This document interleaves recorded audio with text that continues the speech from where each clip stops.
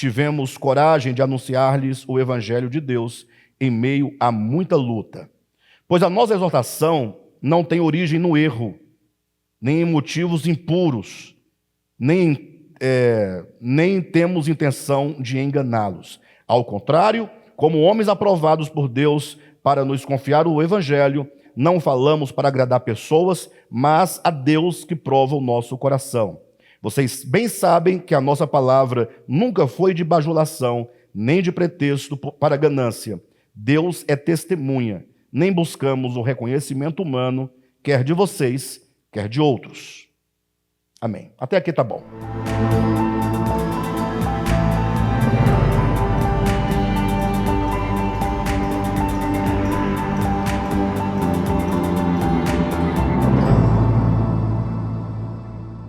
Queridos, o que nós temos visto aqui no capítulo 2, e é importante que os irmãos que estudam as Escrituras, como a gente não tem como estudar toda a epístola num único estudo sem interrupção, que nós precisaríamos de dias e dias e dias e dias continuamente, nós estudamos sempre por partes, né?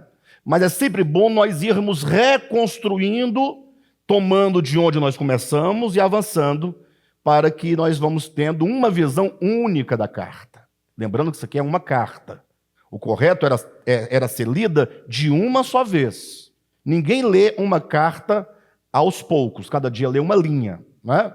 Mas como nós não temos como fazê-lo, fazer um estudo minucioso dessa epístola, um estudo indutivo de uma só vez, nós precisamos de recuperar o que foi dito e avançar um pouco mais. A gente recupera e avança, e vamos construindo todo o entendimento da carta.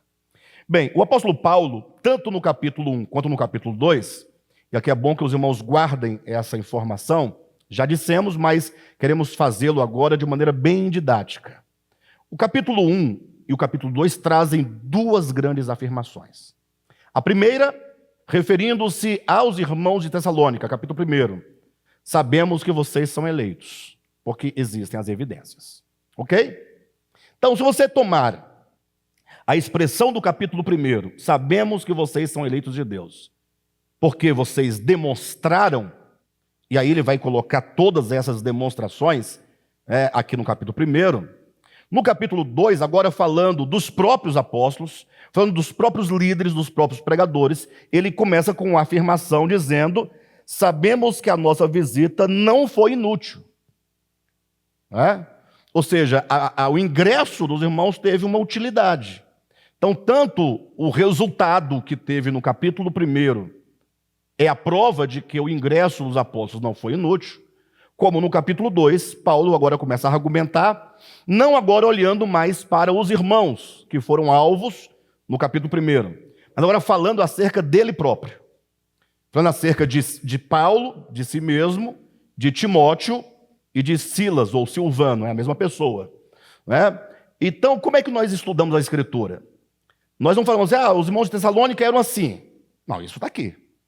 Eu quero saber, esses irmãos de Tessalônica, com essas características, como nós podemos aplicar a nossa condição hoje, atual, na qual nós estudamos essa carta. Ou seja, os mesmos princípios aplicados aos irmãos de Tessalônica são aplicados a nós. Semelhantemente, no capítulo 2, os mesmos princípios aplicados a Paulo, Silas e Timóteo devem ser aplicados a nós hoje. Nós quem? Nós pregadores, nós pastores, nós que dirigimos o rebanho de Deus, todos os líderes de Deus.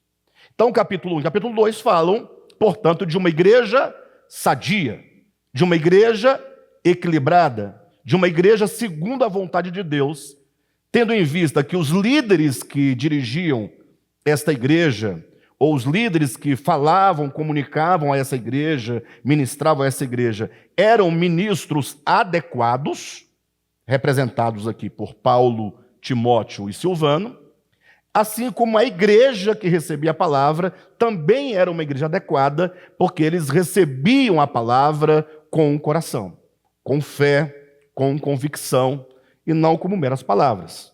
Em suma, havendo esses dois lados, teremos aí certamente uma igreja que está, de fato, apropriada ou se adequando cada vez mais para ser a igreja do arrebatamento. Essa é uma frase que pode até soar como um jargão, a igreja do arrebatamento, mas esquece o jargão por um momento e pensa, a igreja do arrebatamento é aquela igreja preparada, a igreja que vai vencer, a igreja vencedora. Então, o que é uma igreja vencedora? É uma igreja que, a partir da liderança, que tem uma boa intenção, que tem bons fundamentos, bons princípios, que ministram a palavra de Deus, tendo em vista unicamente o reino de Deus e não outra coisa, e do outro lado, uma igreja, uma comunidade de pessoas que ouvem a palavra, que recebem a palavra, que acolhem a palavra e que fazem o bom uso da palavra de Deus, que instrumentalizam a palavra para terem um viver adequado, segundo a vontade de Deus. Vamos agora falar um pouco acerca dos líderes, né? Dos pastores, dos condutores, as características dos pregadores. Não importa muito como você gosta ou como você é chamado enquanto liderança. Eu sei que existe aí todo um debate, uma discussão em torno se é pastor, se é bispo, se é... mas o que importa em si mesmo é o seu coração neste momento, tá bom? Bem, então Paulo vai dizendo acerca dos ministros o seguinte.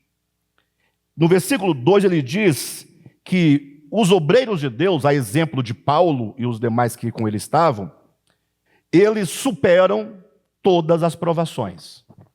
Ou seja, não pense você que o trabalho de Deus, que a obra de Deus, a obra do pastorado, do pregador, do evangelista, não pense você que essa obra acontece sem sofrimento, sem perseguições.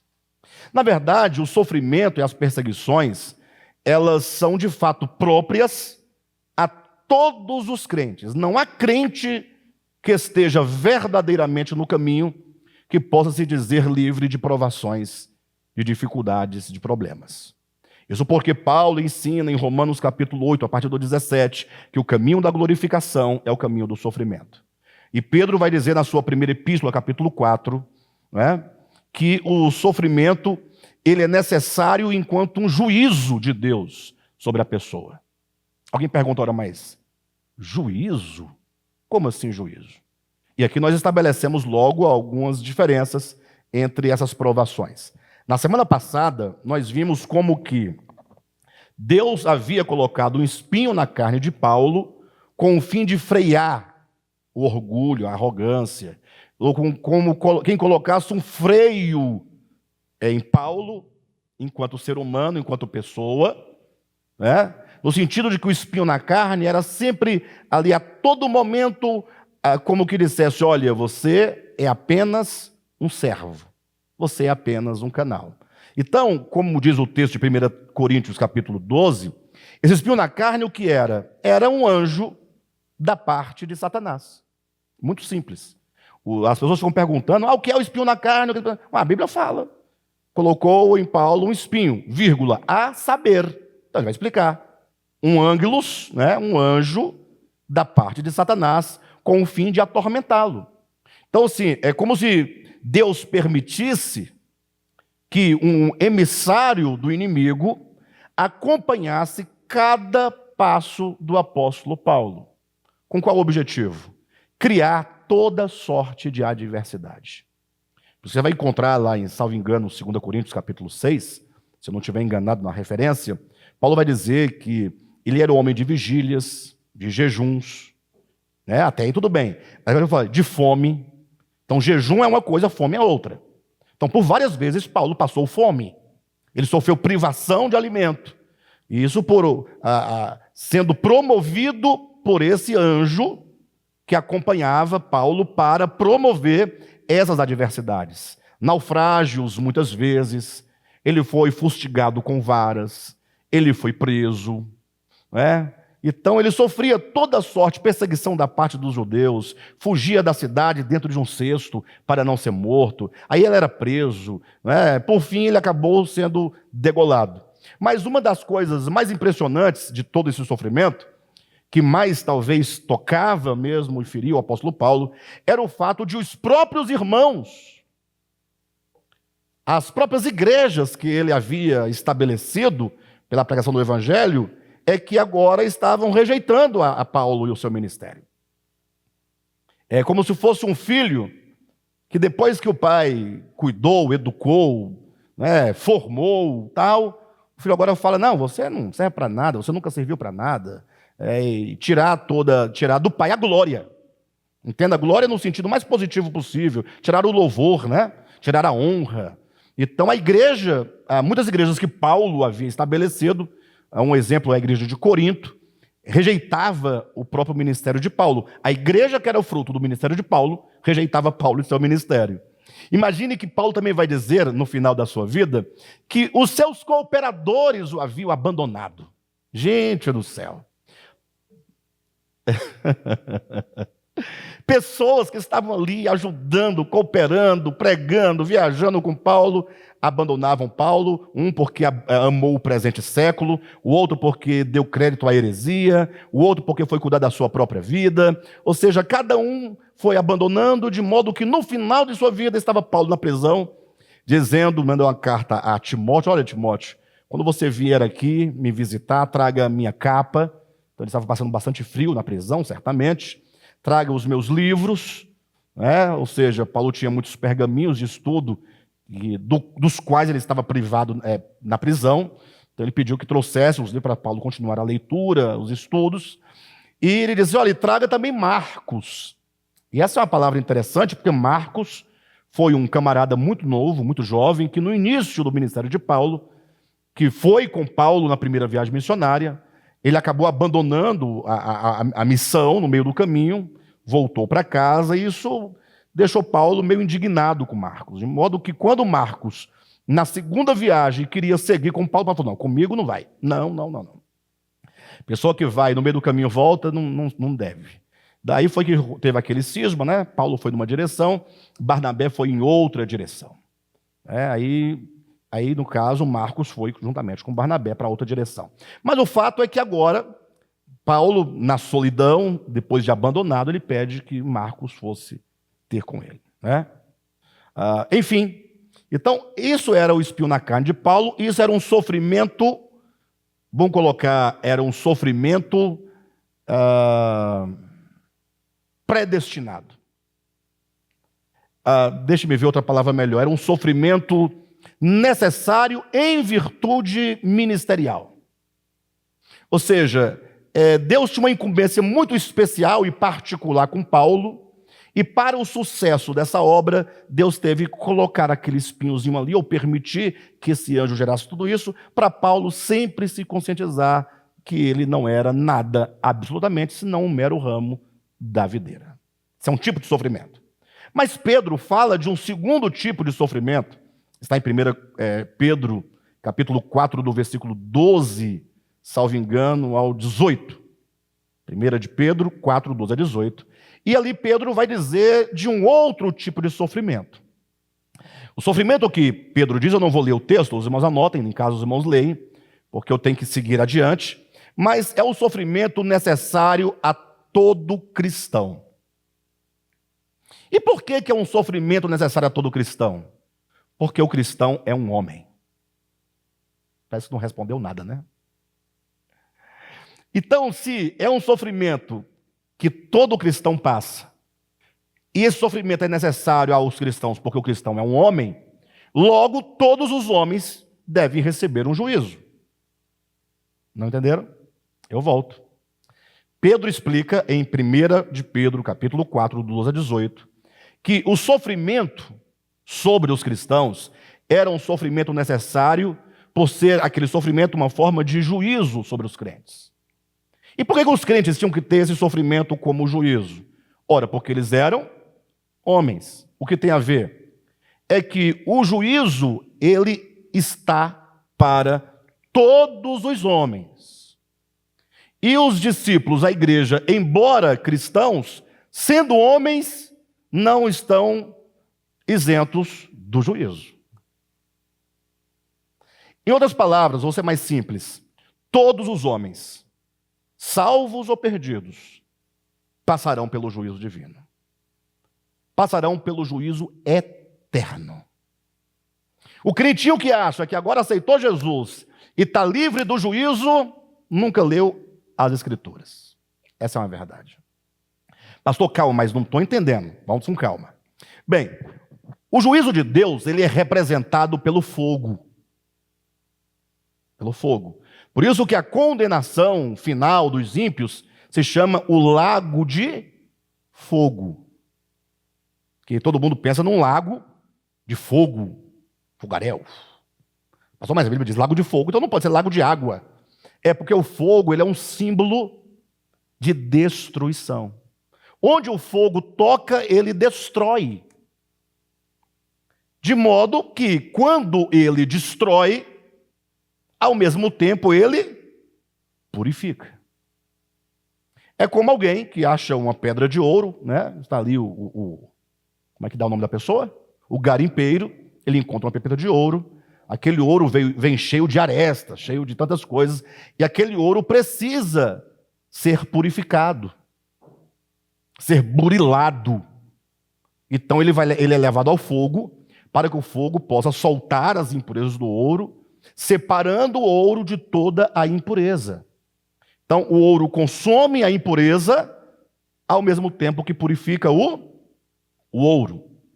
No caso dos perdidos, eu falo grosso modo, de modo bem rapidamente, o perdido é aquele, cuidado, porque nós costumamos chamar de perdido aquele que não é da nossa igreja. Vença isso da sua vida, em nome de Jesus. Liberte-se desse evangelho sem futuro, caído, corrompido, sem graça, porque não tem graça nenhuma. Essa ideia de que nós somos os salvos, a humanidade está perdida, isso é ideia de seita. Seita herética. Porque são duas condições. Tem a questão da seita e tem a questão da seita herética. São duas coisas muito ruins, né? Lógico, tem que separar, enfim. De todo modo, o fato é que você não pode pensar que você está salvo ou está perdido. Perfeito? Mas no caso, vamos falar grosso modo, os ímpios que por fim sofrerão a morte eterna, como a Bíblia diz, serão lançados no lago de fogo, são aquelas pessoas, são unicamente aquelas pessoas que durante toda a sua existência, todas as oportunidades que Deus lhe deu nesta era e na era vindoura, por fim, né, pensando em um fim escatológico, essa pessoa diz, olha, é o seguinte, eu já entendi tudo que vocês falaram, mas eu sou o diabo, eu sou diabólico, eu sou perverso, eu não gosto de Deus, eu não quero Deus. O maior tormento para uma pessoa dessa é viver na eternidade com Deus. É o tormento. Então essa pessoa, ela não quer, ela quer viver sim, mas por ela mesma. E como nós sabemos que o grande temor de toda a humanidade, de todos os homens, de todos os seres inteligentes, é a morte, essa pessoa, então, vai com seus próprios pés para o lago de fogo, esse fogo enquanto a exterminação absoluta daquele ser que cairá no vazio da inexistência. Isso é a segunda morte. Porque a primeira morte, o indivíduo, o seu corpo é destruído, ele desaparece, deixa de ser enquanto corpo, mas a alma continua subsistindo no outro plano, aguardando o dia do juízo. Essa é a primeira morte. A primeira morte ainda há subsistência após deixar o corpo. Mas a segunda morte já é nesse plano da destruição absoluta do ser. Né? É uma questão muito delicada. A gente fala assim, apenas os irmãos terem uma compreensão rápida do tema, mas não é um tema de se estar discutindo, debatendo, porque ninguém tem o domínio dessas questões da eternidade, tá bom? Então, como igreja, a gente tem que falar, grosso modo, para os irmãos também não ficarem voando, mas não é um tema que você vai ter que se debruçar, investigar, debater, discutir, porque não está para nós esse juízo e tampouco essa compreensão. Deixa com Deus. As coisas de Deus, deixa para Deus. Enquanto isso, vamos cuidar da nossa vidinha aqui. Perfeito? Então, esse juízo eterno sobre o ímpio é para a sua aniquilação. Mas Pedro diz, na sua primeira carta, capítulo 4, do 12 ao 18, ele diz que nós cristãos, não estamos isentos. E a vida cristã não prescinde de julgamento. Tanto é que o texto de Pedro diz claramente, né? Se esse é o fim dos ímpios, versículo 17, onde não vai, ou melhor, desculpe-me, se isso acontece com o crente, ou seja, se o crente é passível de juízo, de fogo, ele diz, onde não vai comparecer o ímpio? Ou seja, e o ímpio então? Se o crente passa por juízo, agora você imagine o ímpio. Então, nesse capítulo, Pedro começa dizendo assim, olha, irmãos, não ignoreis o fogo ardente que arde no meio de vós, como se algo extraordinário estivesse acontecendo. Ele está dizendo, fogo no meio dos crentes não é algo extraordinário. Mas esse fogo não é o fogo do Pentecostes. Esse fogo não é o fogo, como dizem, do Espírito. Falar em língua, saltar, pular, colar na parede, correr atrás do irmão, derrubar a cadeira, nada disso. Esse fogo é o fogo do juízo. É Deus dizendo, olha, Cadmo, olha, Pedro, Silvio, Alexandre, Emico, todos nós aqui, Geraldo, nós, embora crentes, embora cristãos, nós ainda não temos a plena natureza de Deus trabalhada em nós. Se nós bem pararmos para pensar, se formos sensatos, lógico, porque se tem uma coisa que falta ao crente é sensatez, na maioria dos crentes. Quando é que falta sensatez? Quando você julga uma causa alheia e se esquece de julgar a si mesmo. Se você bem parar para pensar acerca da sua própria condição, se você pegasse um caderno todo dia e fosse colocar com honestidade, tá? Com verdade, você ia colocar escrevendo os atos perversos que você cometeu e os atos de bondade que você cometeu no caderno. Após anotá-los, você agora vai julgar de modo particular, os atos de bondade. E vai se perguntar, por que eu fiz esse ato de bondade? Eu fui movido pelo amor de Deus, pela visão de que o outro é filho de Deus.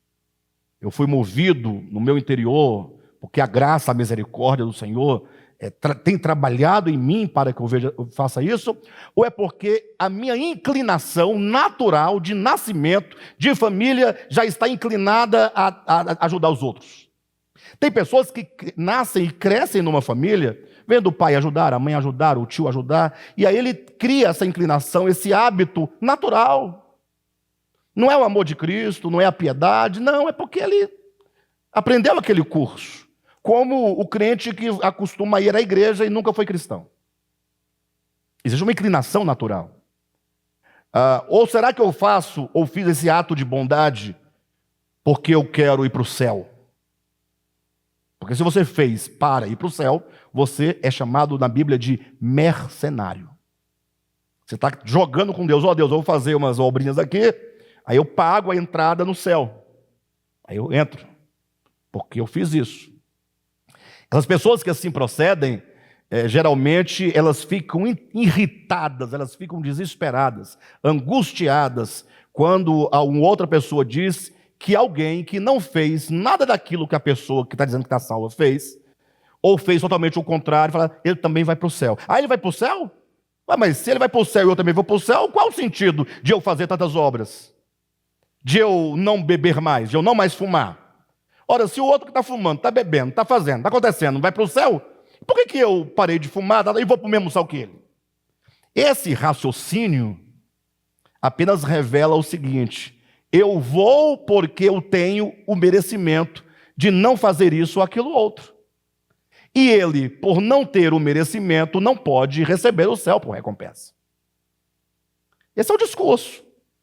A pessoa salva em Jesus, não é que ela pode fazer o que quiser e está salva. Não, a pessoa salva em Jesus, ela faz todas as obras de Deus a partir da própria vida de Deus que se move, que transforma, que o impulsiona a fazê-lo. E esse crente nunca contabiliza essas obras. Ele sabe que ele vai reinar com o Senhor, que ele estará na eternidade com Deus, somente pela graça e misericórdia de Deus, só isso. Ele não está pensando no que ele está fazendo. Ele faz porque o Espírito age nele, mas ele não contabiliza isso. E não leva isso em conta quando a ideia é a eternidade com Deus. Ele sabe que ele é um pecador e que estará com Deus única e exclusivamente pela graça, pela misericórdia e pelo poder de Deus e nada mais.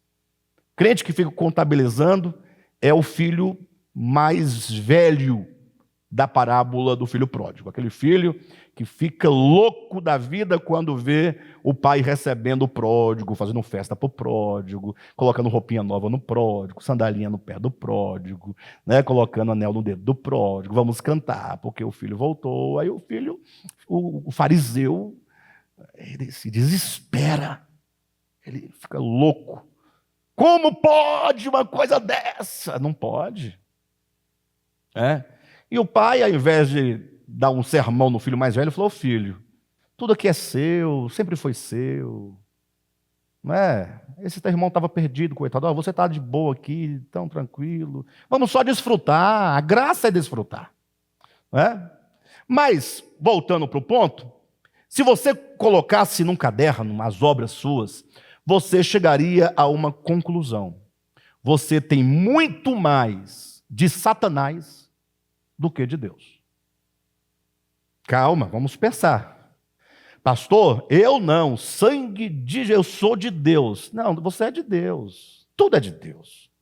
Eu falo assim, existe mais ódio do que amor, mais inveja do que caridade, né? Existe mais inimizade do que a promoção das amizades. Existe mais intriga do que pacificação.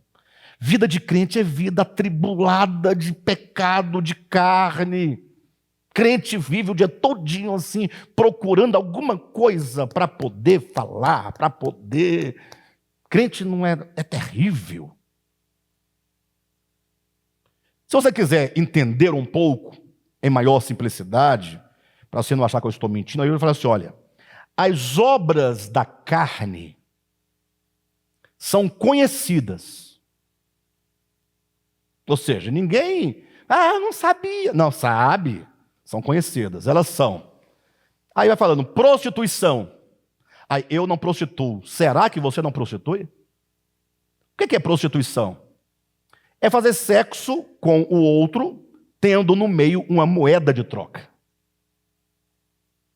Então você que só faz sexo com seu marido ou com a sua esposa, se ele ou ela satisfizer as suas vontades, se andar na linha, né, se cumprir com os seus desejos, você está cometendo, mesmo dentro de um casamento, prostituição.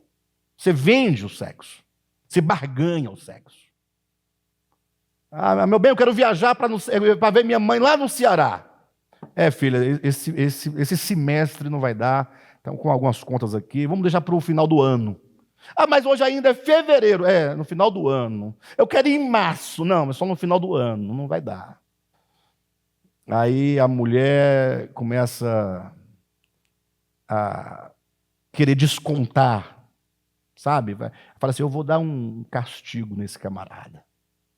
Dá um castigo nele. Como ele gosta, à noite ele vai querer, deitar, ficar com um pezinho lá, tá com um pezinho no outro pezinho. Ele começa no pé. Não é? Como é que vocês fazem quando está assim meio assim, com a cara virada? Aí dentro na cama, não quer nada. Por que faz? Para dizer, não dormi ainda, estou acordado. É porque o outro pensa que você já dormiu, né? Aí você quer dizer, estou acordado, meu bem. Ainda tem tempo de fazer alguma coisa. Aí a pessoa, ela tosse, para dizer para o outro que está acordado. Aí puxa a coberta daqui, aí o outro puxa dali.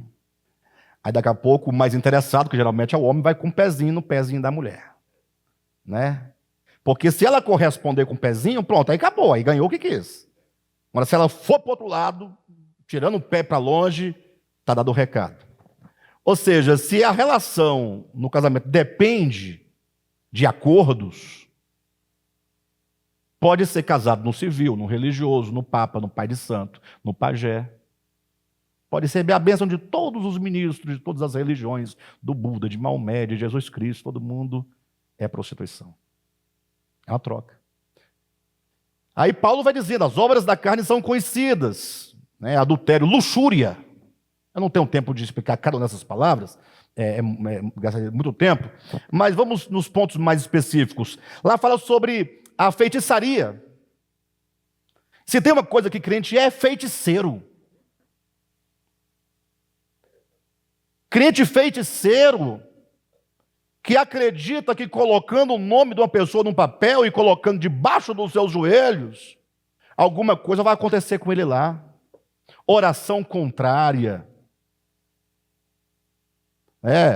Mandinga de crente, óleo, suco de uva, rosa, vela amarela. Tudo isso é um mecanismo, um sincretismo religioso que os pastores por aí chamam de símbolos da fé, outros chamam mais especificamente de pontos de contato da fé. É feitiçaria. Pastor, o que é feitiçaria em 3 palavras? Feitiçaria é você conferir um poder a uma coisa qualquer. O poder que só pertence a Deus. Toda vez que você faz, vamos colocar um pente, dentro do armário e amanhã, quando amanhecer, ele vai estar de um jeito, porque a pessoa tal, colocar a vassoura atrás da porta, uma cabeça de alho pendurada, qualquer coisa, você confere poder, você faz de uma coisa um Deus.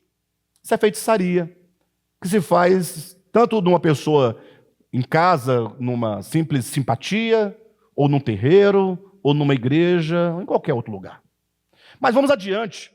Paulo diz que as obras da carne são conhecidas, e elas são, ele fala, inimizade.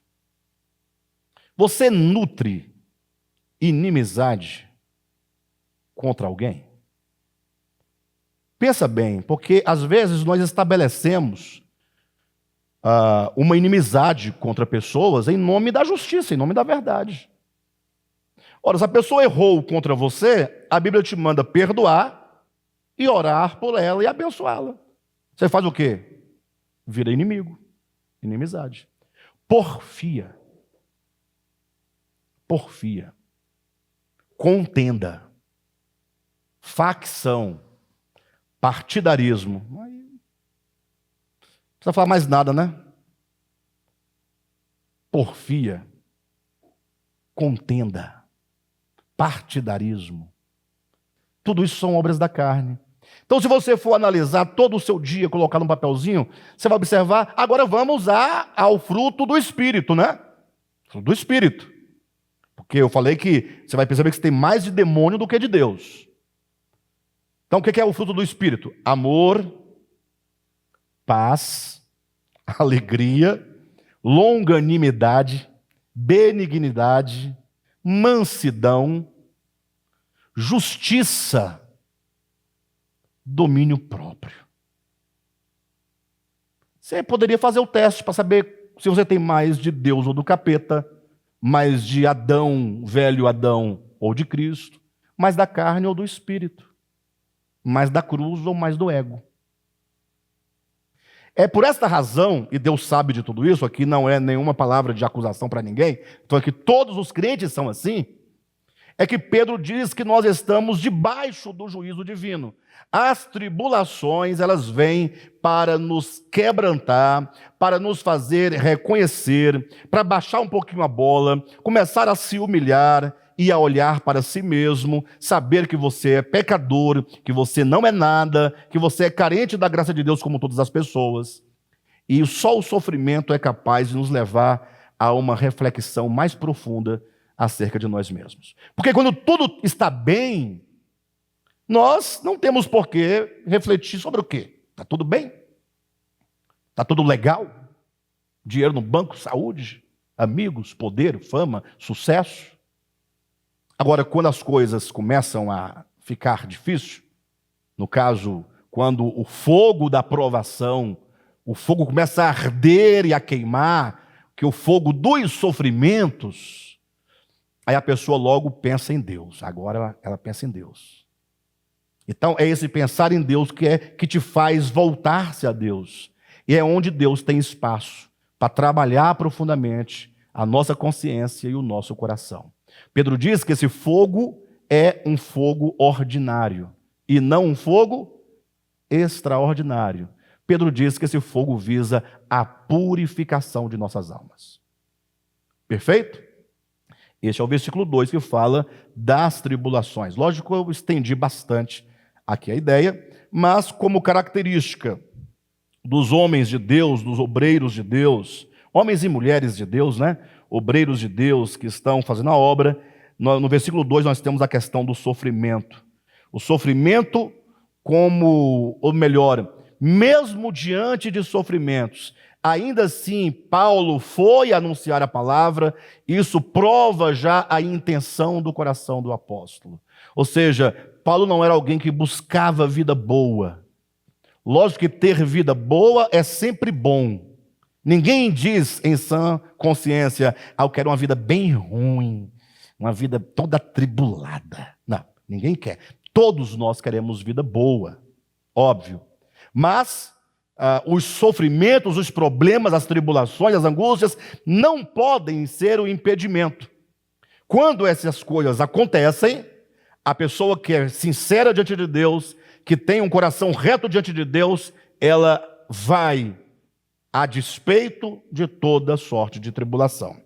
Paulo continua dizendo, no versículo 3, pois a nossa exortação não tem origem no erro, nem em motivos impuros. Aqui Paulo agora começa a dizer, porque a nossa pregação, está aí, não está? Versículo 3, a nossa exortação, a nossa palavra, a nossa pregação, não tem origem. O que ele está dizendo? Por que nós pregamos? Essa é a grande questão. Ou seja, nós, diz o apóstolo Paulo, a nossa exortação, a nossa palavra, a nossa insistência pelo reino de Deus, pelo evangelho, não tem origem no erro, num coração errado, num coração desviado, num coração que não está alinhado com Deus nem com seu reino. Não tem origem, como ele diz aqui no versículo 3, não é? Em motivos impuros, nem temos a intenção de enganá-los. Ou seja, o coração dos líderes precisam de ser corações retos.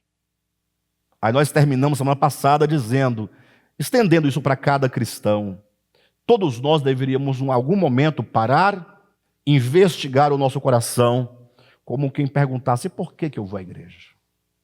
Por que eu vou à igreja? Essa é uma pergunta muito séria.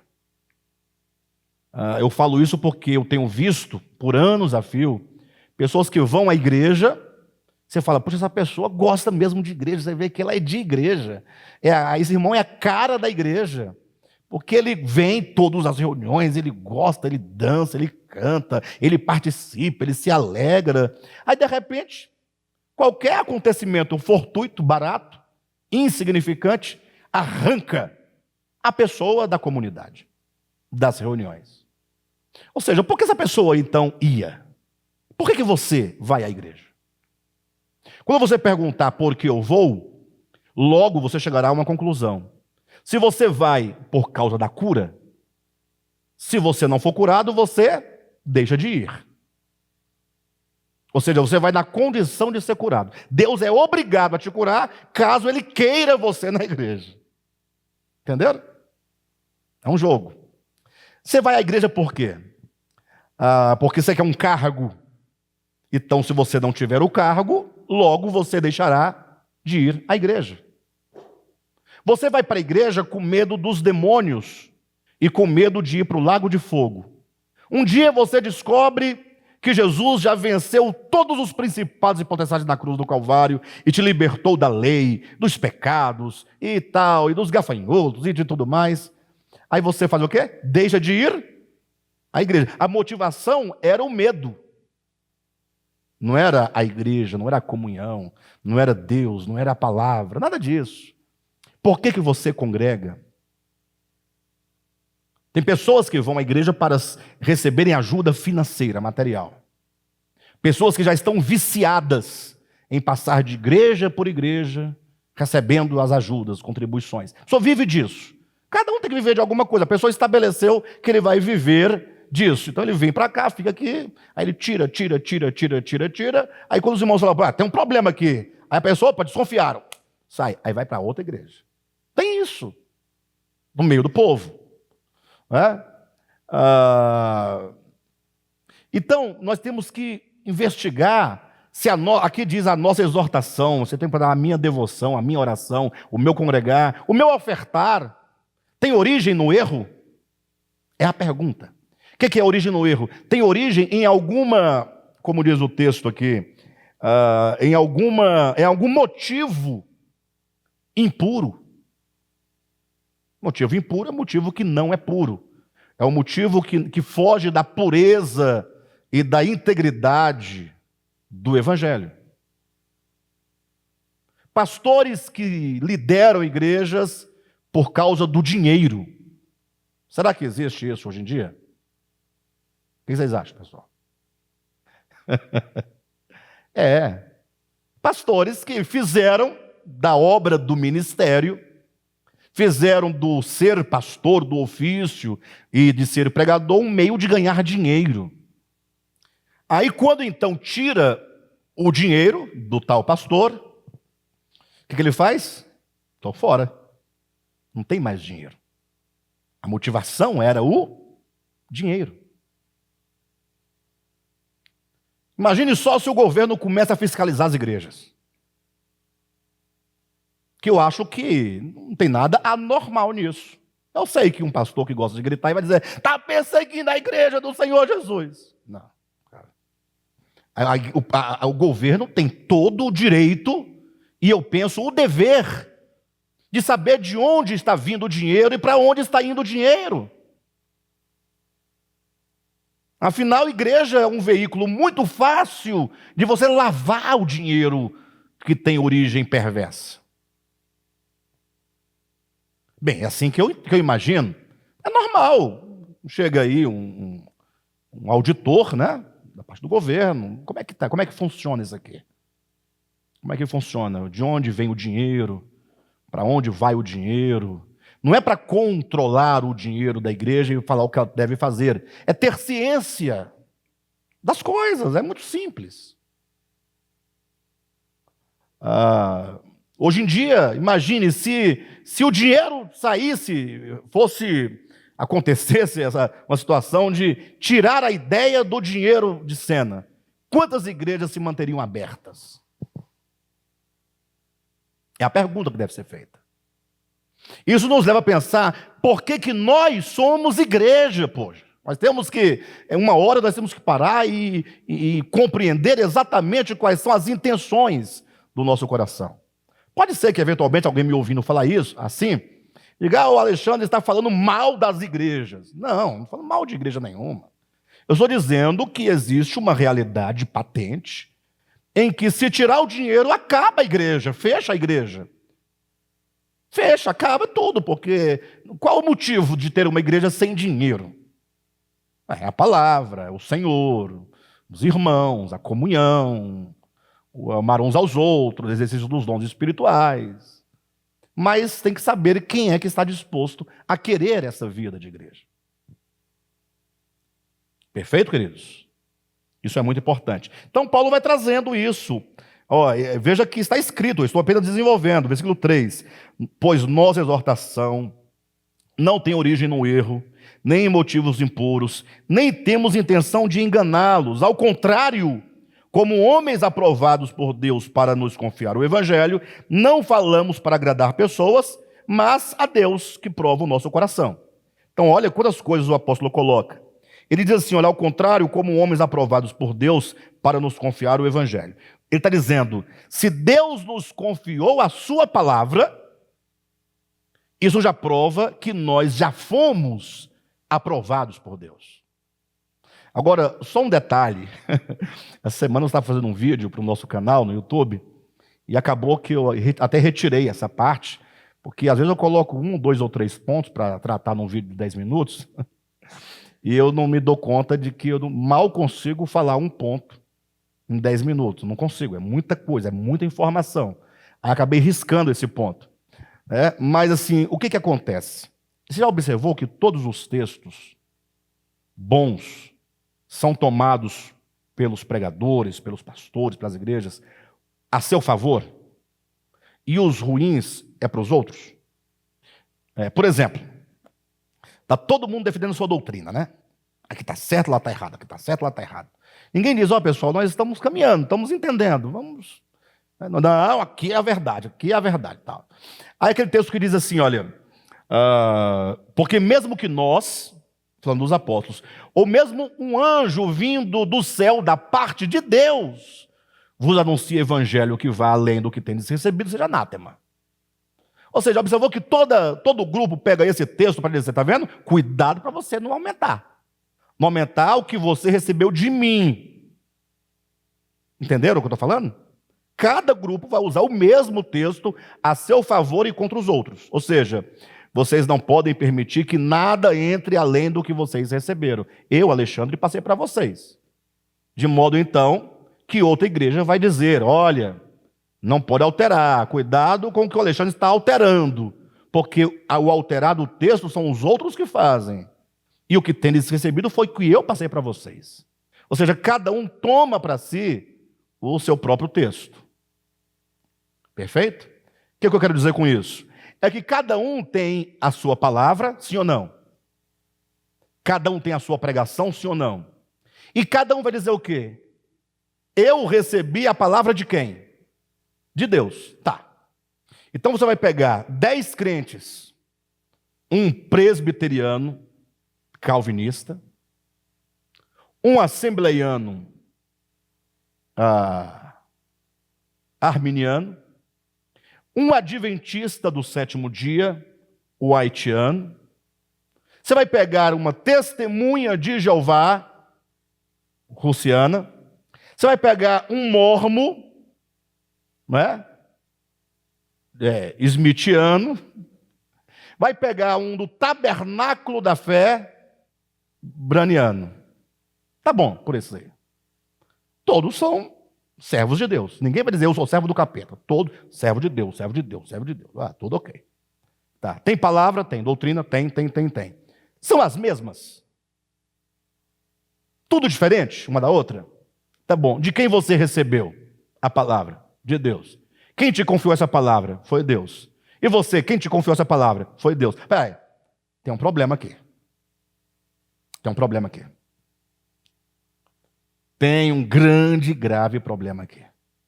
Aí é lógico, se eu estivesse do lado daí, eu ia perguntar, pastor Alexandre, quem foi que te deu essa palavra? Ai. É uma coisa interessante, todos vão dizer que receberam da parte de Deus. Ou Deus está maluco, perdeu o juízo, o que não é verdade, até uma blasfêmia falar isso. Lógico que eu não estou falando, eu falei, né? A hipótese, se você acha que está tudo certo, você acha que Deus deve ser maluco, porque Deus falou, guarda o sábado, falou para o outro, não guarda. Falou para o outro, doa sangue, não doa. Para o outro, usa o véu, não usa. A profeta é Ellen White, não é mais, agora é o Brana. Mas Ellen White continua sendo lá. Aqui é o Brana, mas um fala contra o outro. Tem um problema. O vídeo que eu gravei, que vai ao ar amanhã, vai ser postado na internet amanhã. Você que ainda não se inscreveu no meu canal, se inscreva. É como você identificar o falso evangelho. Simples. Uma chavinha hermenêutica, só uma. 10 minutos. Simples. Se você pegar essa chavinha e fizer uso, é você bater o olho com 2 minutos, você ouvindo o pregador, você sabe se é falso evangelho ou é verdadeiro. Não tem como escapar. Você não tem que saber escatologia, você não tem que saber, como é que fala, cristologia, pneumatologia, arqueologia. Não, basta essa chave. Com essa chave você vai ouvir o pregador, essa é de Deus, não é de Deus, você sabe claramente. Mas aqui Paulo está dizendo que ele e os demais apóstolos receberam, foram aprovados por Deus, razão porque Deus lhes confiou a sua palavra. Aqui é a palavra apostólica. É aquela palavra que Paulo vai dizer lá em Efésios, no capítulo 2, versículo 20. Ele diz: edificados sobre o fundamento dos apóstolos e profetas, sendo ele mesmo, Jesus, a pedra angular. Ou seja, o fundamento, que é o fundamental da palavra apostólica. Por que fundamental? Porque tem na palavra apostólica o que não é fundamental. Como assim, pastor? Não entendi.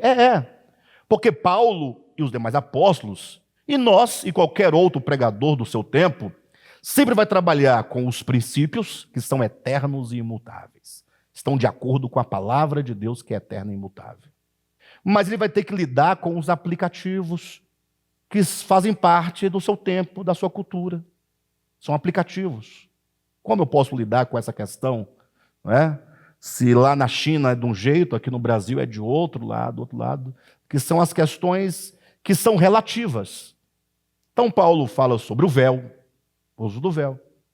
Até hoje tem crente brigando, usa ou não usa o véu? Paulo diz lá em 1 Coríntios 11, lá era um aplicativo. Por quê? Porque a verdade, o fundamento mesmo, é o que Paulo diz no início. Eu quero que vocês saibam que o assunto tratado enquanto fundamento aqui é exatamente a autoridade e a submissão, que são as duas colunas do reino de Deus. Quebra a ordem de autoridade e submissão, você já está no reino das trevas. Porque você está saindo de debaixo do princípio da ordem, do governo e da preservação de todas as coisas. Agora, quanto ao véu, quanto ao cabelo, agora ele passa a usar o aplicativo para tratar de um costume local de Corinto.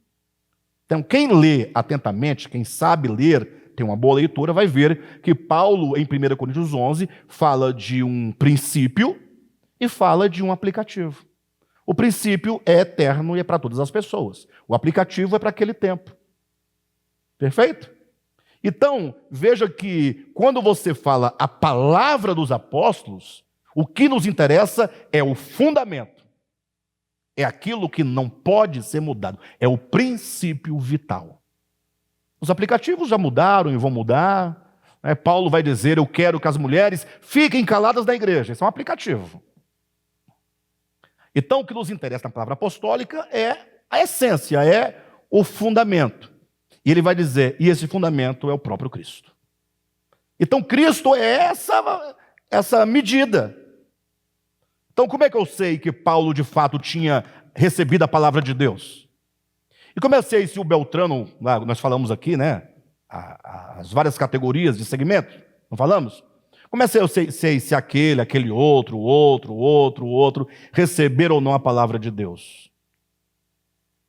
Aí você tem como aferir. Paulo disse: Deus nos confiou a sua palavra. Deus confiou a sua palavra aos seus apóstolos, confiou a sua palavra a Paulo. E Paulo diz: quando Deus confia a alguém a sua palavra, esse alguém já foi previamente aprovado por Deus.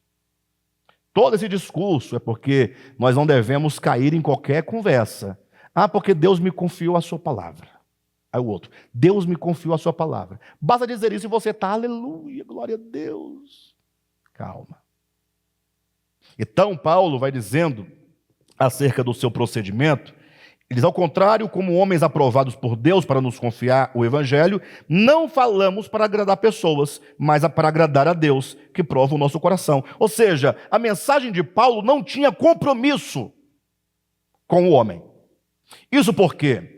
Porque, queridos, olha, eu vou ser honesto para vocês.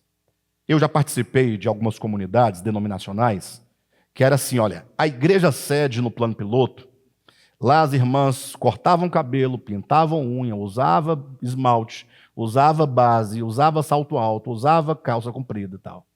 Lá não era pecado.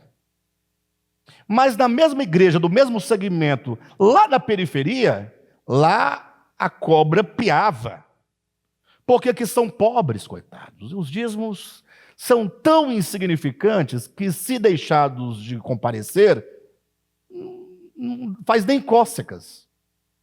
Então, se a pessoa aqui ficar debaixo do cabresto, se ela sair fora, não faz falta. Agora, como falar isso para a mulher do governador, para a mulher do promotor, para a mulher do presidente da República? Como vai falar para a dona Michele? Como? Ela vai sair da igreja. E quem é que não quer a Michele na sua igreja? Não a minha filha. Eu falar Michele, mulher do Bolsonaro, porque a minha filha também é Michele. Todo mundo quer, vem para cá, vem para cá, vem para cá. Até porque a igreja para onde a Michele vai muita gente para ver a Michele, para estar do lado da Michele. Paulo diz, olha, o nosso compromisso, o nosso coração, as motivações não tem origem no erro. Não é por aí. Deus nos aprovou, Deus nos confiou a sua palavra. Nós não estamos falando palavras por causa do homem, bajulando a homens para que eles fiquem, para que eles permaneçam. Não. Olha, queridos, deixa eu contar uma coisa para os irmãos. Eu não posso citar o caso, porque não é bom fazer esse tipo de coisa. Mas um dia desse, uma pessoa me procurou, pediu uma comunhão comigo, né? Falou, pastor, comunhão, tá. A pessoa falou, pastor, eu não vou mais permanecer no seu ministério, tal. A pessoa teve bastante hombridade, né? De me procurar para dizer que ia sair do ministério enquanto membro, mas que nos amava muito, tinha um carinho muito grande por nós. Eu perguntei, então, tudo bem, mas e as razões? Seria bom você me falar, porque a gente pode corrigir o que não está correto, né? É sensato você ouvir, saber. É muita coisa. E, dentre as muitas coisas, essa pessoa citou uma situação bem específica, de uma pessoa especificamente. E aí eu comecei a abordar essa pessoa através da Bíblia, e procurando, mostrando tal. Falou, pastor, você pode mostrar tudo, você tem até uma certa razão de tudo isso, mas eu não posso. Eu tenho família, eu tenho filhos, não dá. Para mim não dá. Não é? Aí eu falei, irmão, então infelizmente você tem que procurar um lugar onde a igreja é dirigida conforme você acha que tem que ser dirigido, porque você assim vai ficar tranquilo naquela comunidade. Ele falou assim, mas desse jeito aí você vai perder mais gente. E vai ficar só com essa pessoa, vai sair todo mundo. Vai ficar só ela. Eu falei, então vão sair. Se forem de sair, por causa disso, vão sair. Porque eu não vou trair a minha consciência e não vou dar a ninguém nenhum mandamento que eu não tenha recebido de Deus. Nenhuma ordem. Mas e o Evangelho? Eu falei, o Evangelho é de Deus, eu estou cumprindo o que ele falou para eu fazer. Agora, eu não vou preservar uma cambada de fariseu em detrimento de um pecador. Nunca. Aí não dá. Então, assim, nós não podemos pensar em crescimento de igreja à custa de bajulação. Porque aí vamos montar um circo. Né? O palhaço Henrique, a palhaça Silvia, o mágico palhaço Cadmo. Ao invés de passar o álcool na mão, coloca logo uma bolinha no nariz e vai entrando. Porque é uma palhaçada. E eu sou meio extremista. Se é para bagunçar o negócio, quer ganhar dinheiro, quer bagunçar, monta uma quadrilha e ganha dinheiro. Ficar brincando de igreja, dinheiro para cá, bajulação para cá. Não, ou é o Evangelho ou não é o Evangelho. Eu sei que tem muitas pessoas que têm outra forma de pensamento, mas que são sinceros naquilo que eles acreditam. Foram formadas daquela maneira. Nós devemos respeitar o momento de cada pessoa, mas que cada um pense acerca de si mesmo. Então Paulo dá esse testemunho acerca de si mesmo, né? No versículo 5 ele diz, vocês bem sabem que a nossa palavra nunca foi de bajulação, nem de pretexto para ganância. Deus é testemunha. E o versículo 6 se encerra dizendo, nem buscamos reconhecimento humano, quer de vocês, quer de outros. Olha, Paulo não buscava o reconhecimento. Ele pregava a palavra porque ele tinha uma incumbência, porque ele tinha um encargo de pregar. Ele não estava buscando nome, categorias, posição. Não, não, não. Então, até aqui, Paulo está dizendo da intenção do coração, da pureza do coração, da integridade do coração, em face da obra do ministério. Ou seja, os líderes precisam ter a obra do ministério unicamente pelo reino de Deus. Nada mais. Nada mais. Nem por ganância, nem por motivos interesseiros. A ponto, inclusive, eu vou deixar aqui esse finalzinho, para nós desenvolvermos na próxima semana, a tal ponto de ele falar no versículo 7. Embora... Pausa. Ele diz tudo isso, né? Sofrimento. O que mais? A pureza de coração. As intenções que não têm origem no erro, que não é por bajulação, que não é por ganância. Ele fala tudo isso. Tudo coisas muito positivas.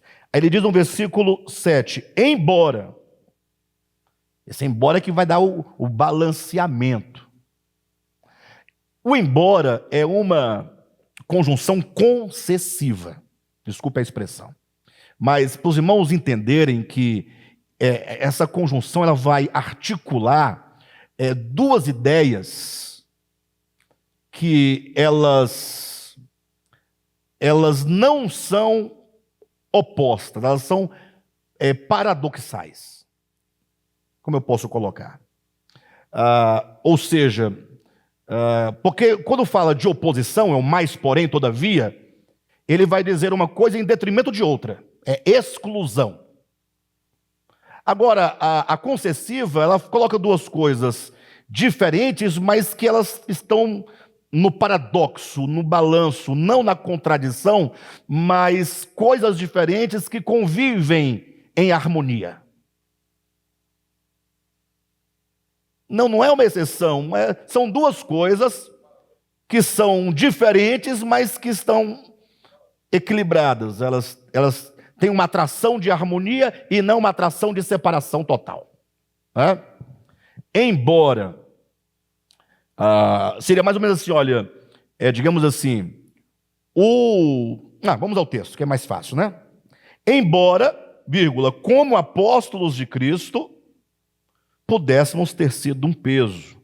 Fomos bondosos quando estávamos entre vocês como uma mãe que cuida dos próprios filhos. Quando diz embora, vírgula, como apóstolos de Cristo, vírgula, pudéssemos ter sido um peso, vírgula, fomos bondosos para com vocês, como uma mãe que cuida dos próprios filhos. Qual que é a ideia? Ele diz assim, embora como apóstolos de Jesus Cristo, temos o direito de que vocês nos sustentem financeiramente falando. Quem entendeu? Embora tenhamos esse direito, nós procedemos como uma mãe que alimenta o próprio filho. Como é que uma mãe alimenta o próprio filho? Dando de mamar e dizendo, olha, você vai crescer e você vai ter que pagar esse leite. Não é assim, não. Não é assim, não. Vai só mamando e os peitos vai só complicando e você morde ainda, no final dá uma mordida para dizer que não quer mais, vai ter que pagar por isso. É assim como a mãe faz? Não, a mãe se doa gratuitamente. Não cobra, não exige, não impõe condições, é doação incondicional. Então Paulo diz, embora, vírgula, como apóstolos de Cristo, vírgula, pudéssemos ser um peso, talvez em outra versão diga, pudéssemos receber salário, talvez tenha essa expressão, nós para com vocês fizemos o contrário. Bem, aqui surge uma questão, e logo é uma discussão muito intensa, porque as pessoas não sabem discutir um ponto específico Aí começa a misturar com a ideia de dízimo, de templos.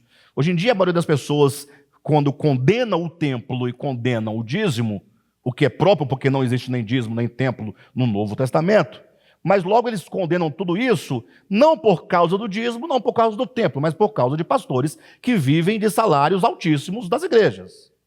Perfeito? Então eles vão misturando as coisas. Mas a ideia seria muito simples. Primeiro, Paulo diz, embora nós pudéssemos receber salário, ou seja, é um direito, é devido, ele coloca. Nesta circunstância, em especial, Paulo tinha os motivos para agir assim. Ele diz, nós abrimos mão desse direito. Aí a pergunta é, pastor, mas me responda, não necessariamente o pastor, para não ficar muito chancelado, né? Mas os líderes em geral, que estão na responsabilidade de grandes organizações, igrejas, eles devem receber salário segundo a Bíblia, não segundo o preconceito, não segundo a religião, não segundo a Escritura. Aí vão citar esse texto para dizer, Paulo não recebia. É verdade, nesse caso. Aí você tem que fazer o quê? Colocar as coisas na seguinte ordem. Primeiro, Paulo tinha o direito. Embora, como apóstolos de Cristo, tivéssemos o direito. Então, primeiro ele diz, é de direito. Segundo, aqui aos Tessalonicenses ele diz, nós não usamos desse direito. Nós nos doamos numa graça e numa doação incondicional. O que significa isso? Que ele não recebia? Nada, absolutamente? O que vocês acham? E agora? Uma coisa é você doar-se como uma mãe se doa a seu filho que ainda mama, e não fazê-lo em troca. Outra coisa é, doando-se deste modo, receber algo que lhe é dado. Ou seja, ele não faz para ou por causa, ele faz porque ama. Mas não significa que Paulo não comia. Não... Paulo fazia tendas. Lê um texto comigo para os irmãos verem. Eu acredito que neste ponto nós precisamos... abra em 2 Coríntios capítulo 11, tá? 2 Coríntios capítulo 11. Veja, versículo 7 e 8 e 9. Será que cometi, diz o apóstolo Paulo perguntando à igreja de Corinto, será que cometi algum pecado ao humilhar-me, a fim de elevá-los, pregando-lhes gratuitamente o evangelho de Deus? Irmãos, presta atenção. Primeiro princípio, evangelho se prega gratuitamente. Perfeito? Quem cobra para pregar é sempre um mercenário. Ponto. Pastor, mas eu tenho que cuidar da minha família. Sim. Mas você cobra para pregar, você é um mercenário. De graça receber, de graça dai. Isso não implica que a partir de então, a igreja fala assim, então dane-se, agora você vai pregar por amor, vai morrer de fome, se vira peão, que nós queremos é palavra gratuita. Não, isso aí é uma outra coisa. Do lado de quem prega, se prega gratuitamente. Não se prega por salário, não se prega por oferta, não se prega por nada absolutamente material. E disso eu posso dar o testemunho, eu poderia dar vários testemunhos aqui da nossa própria experiência, que nós aqui sempre pregamos sem nunca exigir absolutamente nenhum salário. Não significa que eu não receba.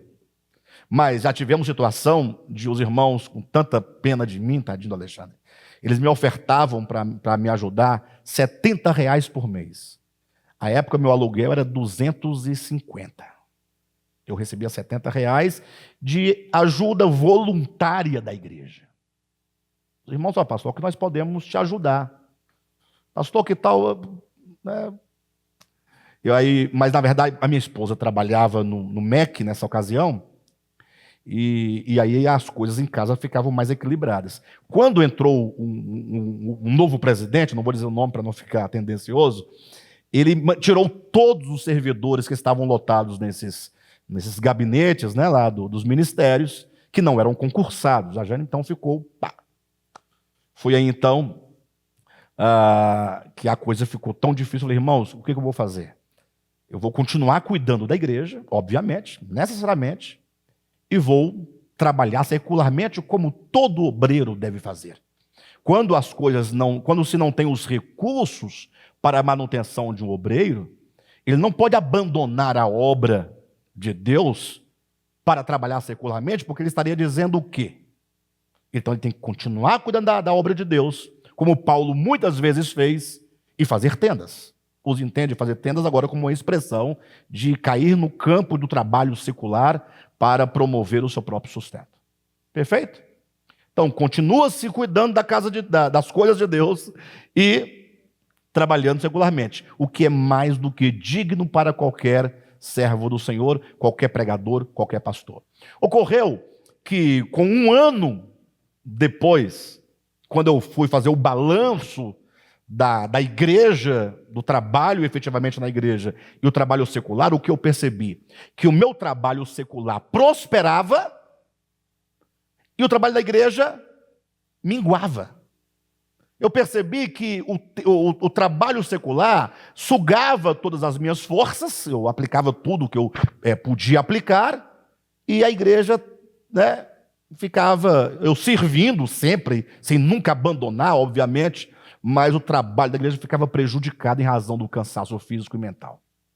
Aí eu tomei uma atitude: largar o ministério. Não é não? Foi isso? Falei, não, eu vou tomar com toda intensidade o trabalho da igreja e vou deixar o secular para lá. Quando eu disse isso, os irmãos reunidos, o Gilvan estava presente, a Silvia, só estava presente, não me recordo bem. Os obreiros da época que estavam ali falaram: olha, pastor, mas nós não podemos dar a você o que você hoje ganha no serviço secular. Falei, bem, a grande questão é que eu não estou colocando aqui a ideia de salário. Não tem aqui a ideia de salário. Não. Eu estou dizendo que eu estou assumindo por conta própria o serviço integral da obra de Deus, independentemente de qualquer coisa. Não há a exigência. Você me paga tanto, eu faço. Você não paga, eu não faço. Na obra de Deus não acontece, ou não pode acontecer dessa maneira. Quem assim procede, comete pecado. Banaliza a causa de Deus, faz da causa de Deus uma coisa de homens. Né? Bem, mas continuando o texto que eu me propus a ler com os irmãos, 2 Coríntios capítulo 11, versículo 7. Será que cometi algum pecado ao humilhar-me a fim de elevá-los, pregando-lhes gratuitamente o evangelho de Deus? Versículo 8. Despojei outras igrejas, vírgula, recebendo delas oração, vírgula, a fim de servi-los. O que diz na sua Bíblia? Despojei outras igrejas, vírgula, recebendo delas sustento, na NVI, salário, na RA, não é? Para poder servi-los. Ou seja, Paulo é claro que as igrejas ofertavam para o seu sustento pessoal. Está aqui, é o testemunho dele próprio. Pastor, como conciliar então essa ideia? Porque lá em Tessalonicenses, para nós podermos encerrar, ele diz que, tendo ele o direito, não fazia deste modo. Ele não fazia desse modo em algumas circunstâncias muito específicas, quando a questão da oferta se tornava um obstáculo. Um obstáculo. Vocês imaginem só, acontece da igreja local aqui não puder absolutamente dar salário ou ajuda, manutenção do pastor local. Imagine uma situação. Imagine só que o pastor coloque isso como condição. Não se torna aqui um grande obstáculo? Como é que os irmãos vão receber isso?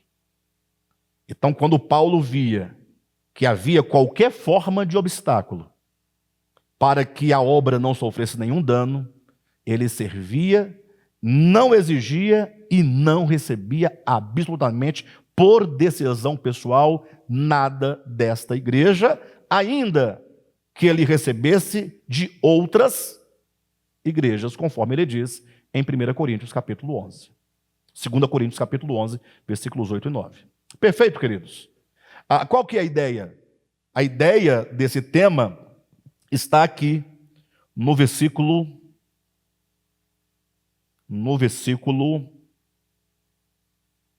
3.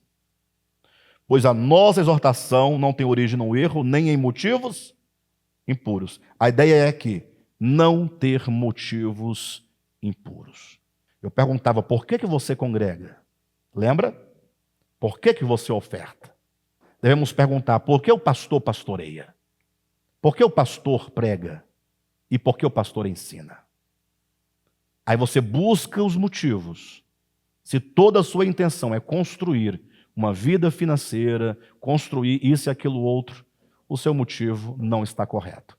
Devemos nós, todos os líderes, fazer exatamente como diz o apóstolo Paulo.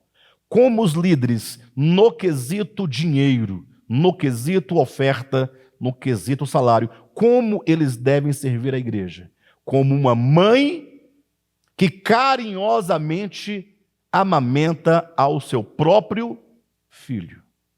Esta é a grande questão, este é o ponto. É assim que os líderes devem servir a Deus, não por motivos gananciosos. Amém, queridos?